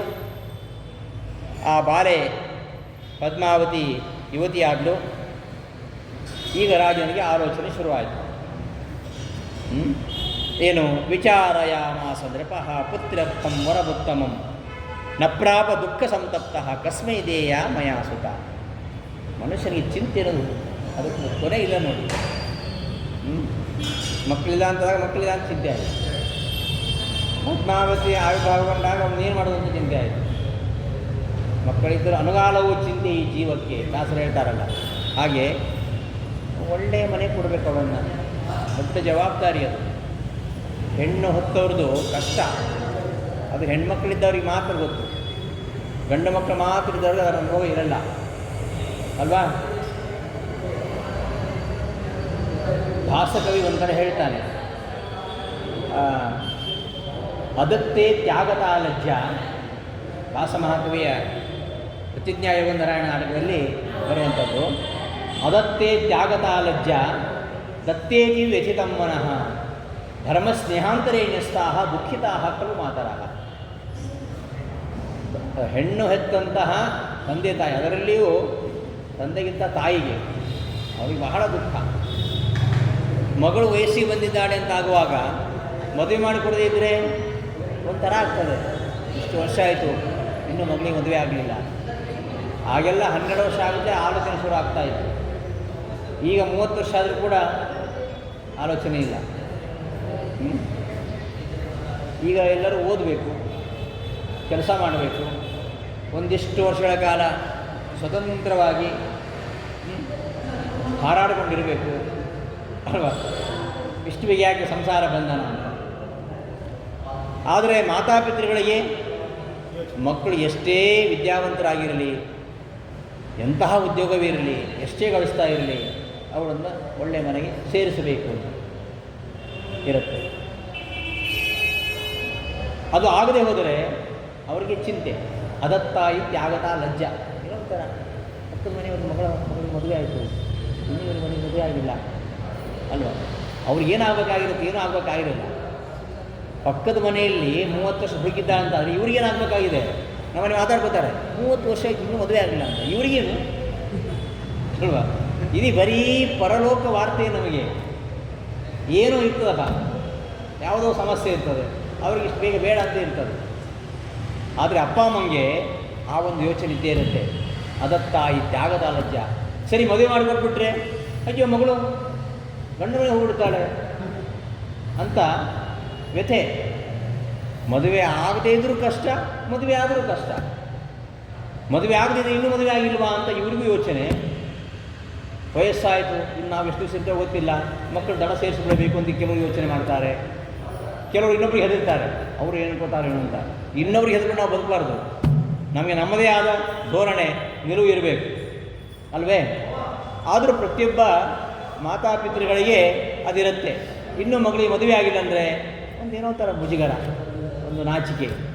ಮದುವೆ ಆಯಿತು ಅಂತಾದರೆ ದುಃಖ ಅಲ್ವಾ. ಎಷ್ಟು ವರ್ಷ ಮಗಳು ನಮ್ಮ ಮಗಳಾಗಿರ್ತಾಳೆ, ಮದುವೆ ಆದಮೇಲೆ ಇನ್ನೊಂದು ಮನೆಗೆ ಹೋಗ್ತಾಳೆ, 2 ಮನೆಯನ್ನು ಬೆಳಗ್ತಾಳೆ ಅವಳು ಅಲ್ವಾ. ಗಂಡು ಮಗ ಇವತ್ತು ಒಂದು ಮನೆಯನ್ನು ಬೆಳಗಲಿಕ್ಕೆ ಆಗ್ತಿಲ್ಲ, ಆದರೆ ಹೆಣ್ಣು 2 ಮನೆಯನ್ನು ಬೆಳಗ್ತಾಳೆ ಅವಳು. ಜನ್ಮ ಕೊಟ್ಟ ಮನೆಯನ್ನು ಬೆಳಗ್ತಾಳೆ, ಗಂಡನ ಮನೆಯನ್ನು ಬೆಳಗ್ತಾಳೆ. ಆದರೆ ಅಪ್ಪ ಅಮ್ಮಂಗೆ ಮಗಳನ್ನ ಬಿಟ್ಟಿರಬೇಕಲ್ಲ. ಹಾಗೆ ಧರ್ಮಸ್ನೇಹಾಂತರೇ ನ್ಯಸ್ತಾಹ. ಒಂದು ಧರ್ಮ, ಮಕ್ಕಳು ವಿವಾಹ ಮಾಡಬೇಕು ಅನ್ನೋದು ಕರ್ತವ್ಯ. ಮತ್ತೊಂದು ಅಯ್ಯೋ ಮಕ್ಕಳನ್ನ ಬಿಟ್ಕೊಡ್ಬೇಕಲ್ಲ ಅಂತ ಸ್ನೇಹ. ಇದರ ಮಧ್ಯೆ ಹೆಣ್ಣು ಹೆತ್ತ ತಾಯಂದಿರು ಬಹಳ ದುಃಖಿಗಳು ಅಂತ ಕವಿ ಹೇಳ್ತಾನೆ. ಈಗ ಇವರಿಗೆ ಯೋಚನೆ ಶುರು ಆಯಿತು, ಏನು ಮಾಡೋದು ಈಗ. ನ ಪ್ರಾವ ದುಃಖ ಸಂತಪ್ತ ಕಸ್ಮೈ ದೇಯ ಮಯ ಸುತ. ನನ್ನ ಮಗಳನ್ನು ಯಾರಿಗೆ ಕೊಡಬೇಕು.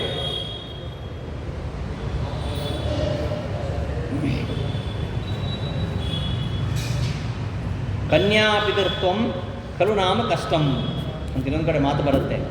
ಕನ್ಯಾಪಿತೃತ್ವಂ ಖಲು ನಾಮ ಕಷ್ಟಂ ಜಾತೇತಿ ಕನ್ಯಾ ಮಹತಿ ಚಿಂತಾ. ಮಗಳು ಹುಟ್ಟಿದಾಳೆ ಅಂದರೆ ಒಂದು ಚಿಂತೆ ಇತ್ತು ಹಿಂದಿನ ಕಾಲದಲ್ಲಿ, ಈಗಿಲ್ಲ, ಹಿಂದೆ ತುಂಬ ಇತ್ತು. ಜಾತೇತಿ ಕನ್ಯಾ ಮಹತಿ ಚಿಂತಾ ಕಸ್ಮೈ ಪ್ರದೇಯ ಇತಿ ಮಹಾನ್ ವಿತರ್ಕ. ಯಾರಿಗೆ ಕೊಡೋದು ಅಂತ. ದತ್ತಾ ಸುಖಂ ಯಾಸ್ಯತಿವಾನವೇತಿ. ಕೊಟ್ಟ ಮೇಲೆ ಅವರು ಸುಖವಾಗಿರ್ತಾವಂತ ಚಿಂತೆ. ಕನ್ಯಾಪಿತೃತ್ವಂ ಖಲು ನಾಮ ಕಷ್ಟಂ. ಈ ಥರ ಎಲ್ಲ ಆಲೋಚನೆ ಮಾಡ್ತಾನೆ.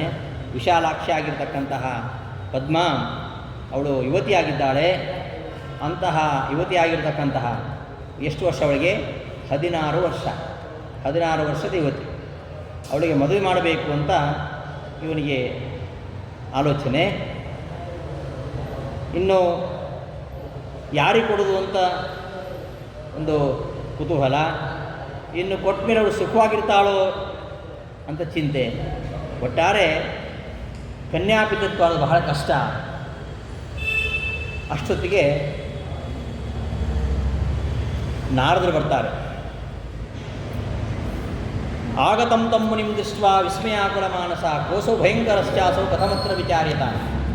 ಇಂತಹ ಪದ್ಮಾವತಿ ಬೆಳೆದಿದ್ದಾಳೆ. ಇವಳು ತನ್ನ ಸ್ನೇಹಿತೆಯರೊಂದಿಗೆ ಪುಷ್ಪಾಚಯನ ಮಾಡಲಿಕ್ಕೋಸ್ಕರವಾಗಿ ಕಾಡಿಗೆ ಹೋಗ್ತಾಳೆ. ಹೋದಾಗ ಪದ್ಮಾವತಿ ತದಾಪಾಲ ಪುಷ್ಪಾರ್ಥಂ ವನಮಾಗತ ವಸಂತಂ ಆಗತಂ ವೀಕ್ಷ ಪುಷ್ಪಾರಾಮೇ ಚರಿಷ್ಯತಿ. ಪುಣ್ಯ ಪುಷ್ಪಾಣಿ ಆಹಾರಾಯಾಮಾಸ ತರುಮೂಲಂ ಉಪಾಶ್ರಿತ. ವಸಂತ ಮಾಸ ಎಲ್ಲ ಮರಗಳು ಹೂ ಬಿಟ್ಟಿರ್ತಾವೆ. ಭಾಳ ಚೆಂದ ಅದು ವಸಂತ ಮಾಸ. ಎಲ್ಲ ಹೂಗಳನ್ನು ಆರಿಸ್ತಾ ಇರಬೇಕಾದ್ರೆ ನಾರದರು ಬಂದರು. ಒಬ್ಬ ಅತ್ಯಂತ ವೃದ್ಧನಾಗಿರ್ತಕ್ಕಂತಹ ಮುನಿಯ ವೇಷದಲ್ಲಿ ಬರ್ತಾರೆ. ಬಂದಿರತಕ್ಕಂತಹ ಮುನಿಯನ್ನು ನೋಡಿ ಇವರಿಗೆ ಆಶ್ಚರ್ಯ. ಯಾರು ಇವನು ಭಯಂಕರವಾಗಿದ್ದಾನೆ, ವಿಚಾರ ಮಾಡಿ ಅವನನ್ನು ಅಂದಾಗ ಆ ಹುಡುಗಿಯರೆಲ್ಲ ಕೇಳ್ತಾರೆ, ಕೋಸಿ ವಿಪ್ರ ಮಹಾಪ್ರಾಜ್ಞ ಕಿಮರ್ಥಂ ತುಮಿಹಾಗತಃ. ಯಾರು ನೀನು, ಇಲ್ಲಿ ಯಾಕೆ ಬಂದಿದ್ದೀಯಾ? ಆಗ ನಾರದರು ಹೇಳ್ತಾರೆ, ಅಹಂ ಕುಲಗುರು ಸಾಕ್ಷಾತ್ ಯುಷ್ಮಾಕಂ ಪರಯೋಷಿತಃ. ನಾನು ನಿಮ್ಮ ಕುಲಗುರು, ನಿನ್ನ ಕೈಯನ್ನು ತೋರಿಸು ಮಗಳೇ, ಲಕ್ಷಣ ಹೇಳ್ತೇನೆ ಅಂತ ಹೇಳ್ತಾರೆ. ಪದ್ಮಾವತಿಗೆ ನಾಚಿಕೆ ಆಗುತ್ತೆ. ನಾರದರು ಹೇಳ್ತಾರೆ, ನನ್ನನ್ನು ನಿನ್ನ ತಂದೆ ಅಂತ ತಿಳ್ಕೊ, ನಿರ್ಮಲವಾದ ಮನಸ್ಸಿನಿಂದ ನಿನ್ನ ಕೈಯನ್ನು ತೋರಿಸು ಅಂದಾಗ ಆ ವರಾಂಗನೆ ಕೈ ತೋರಿಸ್ತಾಳೆ. ಹೇಳ್ತಾಳೆ, ಸತ್ಯಂವದ ಮಹಾಪ್ರಾಜ್ಞ ಲಕ್ಷಣಾನಿ ವರಾಣಿಮೆ ದೃಷ್ಟ್ವಾ ಪಾಣಿತಲಂ ಪ್ರಾಹ ಹಸನ್ ವಿಧಿ ತನೋದ್ಭವ.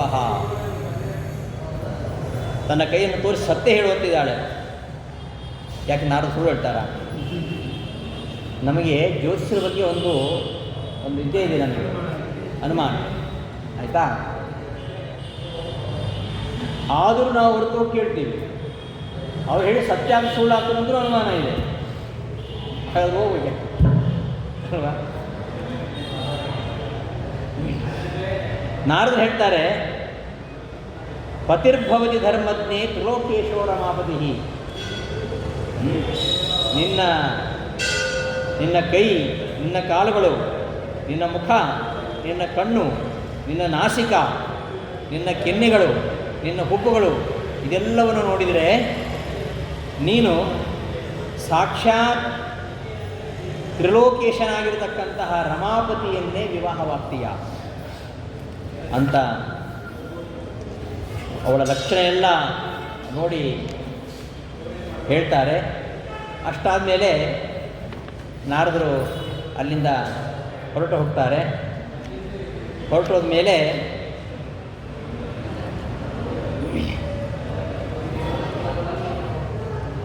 ಮತ್ತೆ ಸೂತರು ಕೇಳ್ತಾರೆ, ಪದ್ಮಾವತಿಯ ಜನ್ಮ ವೃತ್ತಾಂತವನ್ನು ಹೇಳಿದಿರಿ, ವಸುದಾನನ ವೃತ್ತಾಂತವನ್ನು ಹೇಳಿದಿರಿ, ಅವರ ಪುಣ್ಯವರ್ಧನವಾಗಿರತಕ್ಕಂತಹ ವಿವಾಹ ಮಹೋತ್ಸವದ ಬಗ್ಗೆ ಹೇಳಿ ಅಂದಾಗ ಪದ್ಮಾವತಿ ಶ್ರೀನಿವಾಸರ ವಿವಾಹ ಮಹೋತ್ಸವವನ್ನು ಹೇಳಲಿಕ್ಕೆ ಉದ್ಯುಕ್ತರಾಗಿ ಹೇಳ್ತಾ ಇದ್ದಾರೆ. ಪದ್ಮಾವತಿ ಒಂದು ದಿನ ತನ್ನ ಸಖಿಯರೊಂದಿಗೆ ಕಾಡಿಗೆ ಹೋಗಿದ್ದಲ್ಲ, ಅದೇ ಸಂದರ್ಭದಲ್ಲಿ ಈ ಶ್ರೀನಿವಾಸನು ಕೂಡ ಅದೇ ಕಾಡಿಗೆ ಬಂದಿದ್ದಾನೆ. ಒಂದು ಮದ್ದಾನೆ ಅಂತ ಅದನ್ನು ಬೆನ್ನಟ್ಕೊಂಡು ಬಂದ ಅಂತ ಹೇಳಿದರು. ಆ ಮದ್ದಾನೆ ಬಂದಾಗ ಹೆದರಿಕೊಂಡು ಪದ್ಮಾವತಿ ಅಡಕ್ಕಿಟ್ಕೊಂಡು. ಯಾಕೆ ಅಂದರೆ ಈ ಪದ್ಮಾವತಿ ಅಂದರೆ ಯಾರಿಗೆ ಅಹಂಕಾರ ಇರುತ್ತೋ ಅವರಿಗೆ ವೇದ ಒಲಿಯುವುದಿಲ್ಲ. ಬಾರಿ ಪಂಡಿತರು ಕೊಟ್ಟಿರ್ತಾರೆ, ವೇದಾಧ್ಯಯನ ಮಾಡಿರ್ತಾರೆ, ಆದರೆ ಅವರಲ್ಲಿ ಅಹಂಕಾರ ಇರಬಾರ್ದು. ಅಹಂಕಾರ ಇದ್ದರೆ ಅವರು ವಿದ್ವಾಂಸರೇ ಅಲ್ಲ. ಅಂಥವರಿಗೆ ವೇದಾಭಿಮಾನಿಯಾಗಿರ್ತಕ್ಕಂತಹ ಪದ್ಮಾವತಿ ತೋರಿಸಿಕೊಳ್ಳೋದಿಲ್ಲ. ಮದ್ದಾನೆ ಬಂದಾಗ ಪದ್ಮಾವತಿ ಯಾಕೆ ಅಡುಕೊಂಡ್ಲು ಅಂದರೆ, ಯಾರು ಅಹಂಕಾರಿಗಳಾಗಿದ್ದಾರೋ ಅವರಿಗೆ ಆ ಲಕ್ಷ್ಮಿಯಿಂದ ಅಭಿಮನ್ಯಮಾನವಾಗಿರತಕ್ಕಂತಹ ವೇದ ತೆರೆದುಕೊಳ್ಳುವುದಿಲ್ಲ. ಈ ಸಂದೇಶವನ್ನು ಇದರ ಹಿಂದೆ ನಾವು ತಿಳ್ಕೊಳ್ಬೇಕು. ಆ ಮದ್ದಾನೆ ಬಂದಾಗ ಹೆದರಿಕೊಂಡು ಒಂದು ಮರದ ಹಿಂದೆ ಅಡಗಿಕೊಳ್ತಾಳೆ. ಆಮೇಲೆ ಆ ಆನೆ ಹೊರಟೋದ ಮೇಲೆ ಸ್ವಲ್ಪ ಸಮಯ ಆದಮೇಲೆ ಒಬ್ಬ ಕಿರಾತ ಬರ್ತಾನೆ, ಕಿರಾತ ಪುರುಷ. ಯಾರವನು ಬಂದವನು? ಕುದುರೆ ನೀರು ಬಂದಿದ್ದಾನೆ. ಕೋಸವು ಕಿರಾತ ರೂಪಿ ನದೃಷ್ಟೋ ಭವತಾಂ ಪುನಃ. ಇಂತಹ ಮನುಷ್ಯನನ್ನು ಎಲ್ಲೂ ನೋಡಿಲ್ಲ ನಾವು. ಹೌದು, ಯಾರೂ ನೋಡಿಲ್ಲ ನಾವು. ಪರಮಾತ್ಮ ಕಂಡವ್ರೆ ಯಾರು? ಎಲ್ಲೂ ನೋಡಿಲ್ಲ. ಯಾರನ್ನು ವಿಚಾರ ಮಾಡಿ ಕುದುರೆ ಮೇಲೆ ಕೂತ್ಕೊಂಡೇ ನಮ್ಮ ಕಡೆಗೆ ಬರ್ತಾ ಇದ್ದಾನೆ ಅಂದಾಗ ಪದ್ಮಾವತಿ ಹೇಳ್ತಾಳೆ, ಶೃಣ್ವಂತು ತಸ್ಯ ವೃತ್ತಾಂತಂ. ಉಳಿದ ಸಖಿಯರೆಲ್ಲ ಜೋರು, ಪದ್ಮಾವತಿ ಮಾತ್ರ ಶಾಂತರಾಗಿದ್ದಾರೆ. ವೇದ ಯಾವತ್ತೂ ಶಾಂತ. ಆದರೆ ಆ ಪದ್ಮಾವತಿ ಜೊತೆಗಿದ್ದಂಥವ್ರಿದ್ದಾರಲ್ಲ, ಈ ಪದ್ಮಾವತಿ ಶ್ರೀನಿವಾಸ ಇಬ್ಬರು ಸೇರ್ಬೇಕೀಗ, ಮುಖಾಮುಖಿ ಆಗಬೇಕು. ಅದನ್ನು ತಪ್ಪಿಸ್ಲಿಕ್ಕೆ ನೋಡ್ತಾರೆ ಇವರು. ಹಾಗೆ ಪರಮಾತ್ಮನನ್ನು ಕಾಣದ ಹಾಗೆ ಪರಮಾತ್ಮ ಆ ವೇದಾಭಿಮಾನಿಯಾಗಿರ್ತಕ್ಕಂಥ ಲಕ್ಷ್ಮಿ ಅರ್ಥಾತ್ ಪದ್ಮಾವತಿ ಅವರಿಬ್ಬರು ಸೇರಬಾರ್ದು. ಇವಾಗ ಬಂದವನನ್ನು ಹಾಗೆ ಅಟಿವಳಿಕೆ ನೋಡ್ತಾರೆ ಅವರು. ಇವರಿಬ್ಬರು ಒಂದಾಗಬಾರ್ದು. ವೇದದಲ್ಲಿ ಪರಮಾತ್ಮ ಇದ್ದಾನೆ, ವೇದದ ಪ್ರತಿಯೊಂದು ಅಕ್ಷರ ಪರಮಾತ್ಮ ಇದ್ದಾನೆ ಅಲ್ವಾ. ಹಾಗಾಗಿ ವೇದಕ್ಕೆ ಪರಮಾತ್ಮ ಅಂದ್ರೆ ಬಹಳ ಇಷ್ಟ, ಪರಮಾತ್ಮ ವೇದ ಅಂದ್ರೆ ಬಹಳ ಇಷ್ಟ, ಪದ್ಮಾವತಿಗೆ ಶ್ರೀನಿವಾಸ ಅಂದ್ರೆ ಬಹಳ ಇಷ್ಟ, ಶ್ರೀನಿವಾಸನಿಗೆ ಪದ್ಮಾವತಿ ಅಂದ್ರೆ ಬಹಳ ಇಷ್ಟ. ಆದರೆ ಅವರಿಬ್ಬರನ್ನು ದೂರ ಮಾಡಲಿಕ್ಕೆ ನೋಡ್ತಾರೆ ಸಖಿಯರು. ಯಾರವರು? ವೇದವನ್ನು ತಿರುಚುವರಿದ್ದಾರಲ್ಲ ಅವರು, ವೇದವನ್ನು ತಿರುಚುವವರು. ವೇದವನ್ನು ತಿರುಚಿದಾಗ ನಮಗೆ ವೇದ ಪ್ರತಿಪಾದ್ಯವಾಗಿರ್ತಕ್ಕಂತಹ ಪರಮಾತ್ಮ ಅರಿವು ನಮಗೆ ಬರುವುದಿಲ್ಲ. ಪದ್ಮಾವತಿಗೆ ಶ್ರೀನಿವಾಸ ಕಾಣಿಸುವುದಿಲ್ಲ. ಪದ್ಮಾವತಿಗೆ ಶ್ರೀನಿವಾಸ ಕಾಣಬೇಕು, ಶ್ರೀನಿವಾಸನಿಗೆ ಪದ್ಮಾವತಿ ಕಾಣಬೇಕು, ಅವರಿಬ್ಬರು ಒಂದಾಗಬೇಕು. ವೇದ ಪರಮಾತ್ಮನ ಹೇಳ್ತಂದು ನಾವು ತಿಳ್ಕೊಳ್ಬೇಕು. ಅದಾಗಬೇಕಾದ್ರೆ ವೇದವನ್ನು ಚೆನ್ನಾಗಿ ಓದಬೇಕು. ಆದರೆ ವೇದವನ್ನು ತಿಳಿಸಿಬಿಡ್ತಾರಲ್ಲ, ಆ ಸ್ಥಾನದಲ್ಲಿ ಇರ್ತಕ್ಕಂಥವ್ರು ಈ ಸಖಿಯರು.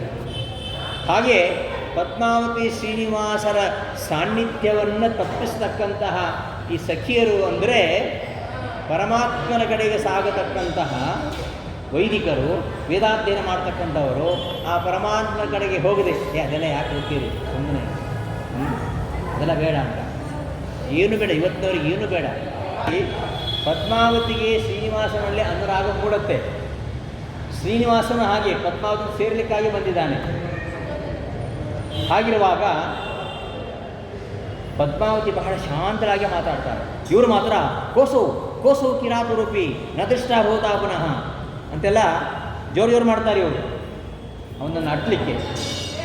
ಅದು ಹೇಗಿದೆ ಅಂದರೆ ಹಾಗೆ ಅನಿಸುತ್ತೆ. ಪದ್ಮಾವತಿ ಹೇಳ್ತಾರೆ, ಶೃಣ್ವಂತು ತಸ್ಯ ವೃತ್ತಾಂತಂ ಪಿತೃಮಾತೃ ಸಬಾಂಧವಾನ್ ದೇಶಂ ವೃತ್ತಂ ಕುಲಂ ಶೀಲಂ ನಾಮ ಗೋತ್ರಾಧಿಕಂ ತಥಾ. ಬಂದಂತಹ ವ್ಯಕ್ತಿ ಯಾರು, ಅವನ ವೃತ್ತಾಂತ ಏನು, ಅವನ ತಂದೆ ಯಾರು, ತಾಯಿ ಯಾರು, ಬಂಧುಗಳು ಯಾರು, ಯಾವ ದೇಶ, ಅವನ ನಡವಳಿಕೆ ಏನು, ಕುಲ ಯಾವುದು, ಶೀಲ ಯಾವುದು, ನಾಮಗೋತ್ರಾದಿಗಳು ಯಾವುದು, ಇದೆಲ್ಲ ಯಾಕಪ್ಪ ಅವಳಿಗೆ ಇಷ್ಟ ಇಲ್ಲ ಅಂತ ಅದು ಇದೆಲ್ಲ ಯಾಕೆ ಅಲ್ವಾ. ಇದೆಲ್ಲ ನೋಡ್ತಾರೆ ಯಾಕೆ.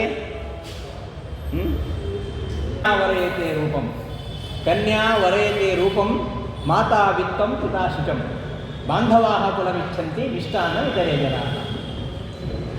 ಹುಡುಗ ಚೆಂದಿದ್ರೆ ಸಾಕು, ಬೇರೆ ನೋಡಲಿಲ್ಲ ಅವರು. ಕನ್ಯಾ ವರಯತೆ ರೂಪಂ ಮಾತಾ ವಿತ್ತಂ, ಕನ್ಯೆ ತಾಯಿ, ಹುಡುಗನಿಗೆ ಒಳ್ಳೆ ಸಂಬಳ ಇರಬೇಕು, ಒಂದು 50 ಲಕ್ಷ ಪ್ಯಾಕೇಜ್ ಇರಬೇಕು. ಹಾಗೆ ತಾಯಿ ಆದವಳು ಹುಡುಗನ ಹತ್ರ ಹಣ ಇರಬೇಕು ಅಂತ. ಆಮೇಲೆ ತಂದೆ ಪಿತಾ ಶುಚ, ಏನಾದರೂ ಇರಲಿ, ಹುಡುಗ ಒಳ್ಳೆಯದಿರಬೇಕು, ಅವನಿಗೆ ಯಾವ ಚಟ ಇರಬಾರ್ದು, ಯೋಗ್ಯ ಇರಬೇಕು, ವಿದ್ಯಾವಂತನಾಗಿರಬೇಕು, ಬುದ್ಧಿವಂತನಾಗಿರಬೇಕು, ನನ್ನ ಮಗಳನ್ನು ಚೆನ್ನಾಗಿ ನೋಡ್ಕೊಳ್ಬೇಕು, ಅಷ್ಟಿದ್ರೆ ಆಯಿತು. ಇನ್ನು ಬಾಂಧವಾಹ ಕುಲಮಿಚ್ಛಂತಿ, ಬಂಧುಗಳು ನೆಂಟರೆಲ್ಲ ಅವರೆಲ್ಲ ಕೇಳೋದೇನು, ಯಾವ ಫ್ಯಾಮಿಲಿ, ಎಲ್ಲಿಯವರು ಹೇಗಿದ್ದಾರೆ, ಅವ್ರು ಯಾರ್ಯಾರು ಯಾವ ದೇಶದಲ್ಲಿದ್ದಾರೆ ಎಲ್ಲ ಬೇಕೀಗ ಅಲ್ವಾ, ಅದು ಕೇಳ್ತಾರೆ. ಇನ್ನು ಮದುವೆಗೆ ಬಂದವರು ಒಳ್ಳೆ ಊಟ ಇದೆ ಅಲ್ವಾ. ಆ ಒಂದು ಊಟದ ಹಿಂದೆ ಆ ಹುಡುಗಿಯ ತಂದೆಯ ಶ್ರಮ ಎಷ್ಟಿರುತ್ತೆ ಅದನ್ನು ಆಲೋಚನೆ ಮಾಡಲ್ಲ ಮದುವೆಗೆ ಬಂದವರು. ಸಣ್ಣ ವಿಷಯಕ್ಕೆ ಜಗಳ ಮಾಡ್ತಾರೆ. ಒಂದು ಮದುವೆ ಮಾಡಬೇಕಾದ್ರೆ ಅದರ ಸಾಮಾನ್ಯ ಸ್ಥಿತಿಯಲ್ಲಿದ್ದವ್ರು ಹೇಳೋದು ನಾನು, ಶ್ರೀಮಂತರು ಏನು ಬಿಡಿ ಕೋಟಿಗಟ್ಟಲೆ ಖರ್ಚು ಮಾಡ್ತಾರೆ, ಕೆಲವರು 500 ಕೋಟಿ ಖರ್ಚು ಮಾಡ್ತಾರೆ ಅಲ್ವಾ, ಕೆಲವರು 1000 ಕೋಟಿ ಖರ್ಚು ಮಾಡ್ತಾರೆ ಅಲ್ವಾ. ಆಯಿತಾ, ಕಷ್ಟದಲ್ಲಿ ಮದುವೆ ಮಾಡೋರಿಗೆ ಇಡೀ ಜೀವನ ಸಂಪಾದನೆ ಮಾಡಿದ ದುಡ್ಡನ್ನು ಒಂದು ಊಟಕ್ಕೆ ಖರ್ಚು ಮಾಡ್ತಾರೆ ಅವರು ಅಲ್ವಾ, ಹೌದಲ್ಲ. ಅದಕ್ಕೆ ಹೇಳೋದು ಬಡವರ ಮನೆ ಊಟ ಚಂದ ಅಂತ, ಶ್ರೀಮಂತರ ಮನೆ ನೋಟ ಚಂದ, ಬಡವರ ಮನೆ ಊಟ ಚಂದ ಅಂತ ಅಲ್ವಾ. ಅವರೆಲ್ಲ ಏನು ಊಟ ಚೆನ್ನಾಗಿದ್ದರೆ ಆಯಿತು, ಹುಡುಗ ಹೆಂಗಿದ್ದಾನೆ, ಹುಡುಗಿ ಹೇಗಿದ್ದಾಳೆ ಯಾವುದು ನೋಡಲಿಲ್ಲ. ಇಷ್ಟೆಲ್ಲ ವಿಚಾರ ಮಾಡ್ತಾರೆ ಅಂದರೆ ಪದ್ಮಾವತಿಗೆ ಅವನನ್ನು ನೋಡುವಾಗ ಅನುರಾಗ ಹುಟ್ಟಿದೆ ಅಂತ ಅರ್ಥ. ಅದಕ್ಕೆ ಹೇಳ್ತಾ ಕೇಳಿ ಇರ್ತಾಳೆ, ಇಲ್ಲದ ಯಾಕೆ ಬೇಕದೆಲ್ಲ, ತಂದೆ ತಾಯಿ ಯಾರು ಸಾಕು, ಬಯೋಟ ಅಷ್ಟು ಸಾಕಲ್ಲ, ಕುಲ ಗೋತ್ರಗಳೇ ಯಾಕೆ ಬೇಕು, ಯಾವ ದೇಶ, ಅವನ ನಡವಳಿಕೆ ಏನು, ಅವನ ಕುಲ ಯಾವುದು, ಅವನ ಉದ್ಯೋಗ ಯಾವುದು, ಅವನ ಗೋತ್ರ ಯಾವುದು, ಗೋತ್ರ ಯಾಕಪ್ಪ, ಇದೆಲ್ಲ ಕೇಳ್ತಾ ಇದ್ದಾಳೆ. ಕೇಳಿ ಅಂತ ಹೇಳಿದಾಗ ಸಖಿಯರೆಲ್ಲ ಕೇಳ್ತಾರೆ. ಬಂದಿರತಕ್ಕಂತಹ ಪುರುಷನನ್ನು ನೋಡಿ ಕೋಸಿ ಚಾಬ್ರುವನ್ ಕಿಮರ್ಥಮಾಗತೋಸಿತ್ವಂ ಕಿಂತೆ ಕಾರ್ಯಮದ ಪ್ರಭೋ ನಸಂತಿ ಪುರುಷ ಕ್ಷೇತ್ರ ಗಚ್ಚ ಗಚ್ಚೇರಿ ಯಾಬ್ರುವನ್. ಅವರೆಷ್ಟು ಒಳ್ಳೆ ರೀತಿಯಲ್ಲಿ ಮಾತಾಡಿದ್ರು. ಇವರು ಹೇಳ್ತಾರೆ ನೋಡಿ, ಯಾರು ನೀನು, ಯಾಕೆ ಬಂದಿನಿ, ನಿನಗೇನು ಕೆಲಸ ಇಲ್ಲಿ ಯಾರು ಪುರುಷರಿಲ್ಲ, ಹೊರಟು ಹೋಗು ಅಂತ ಹೇಳ್ತಾರೆ.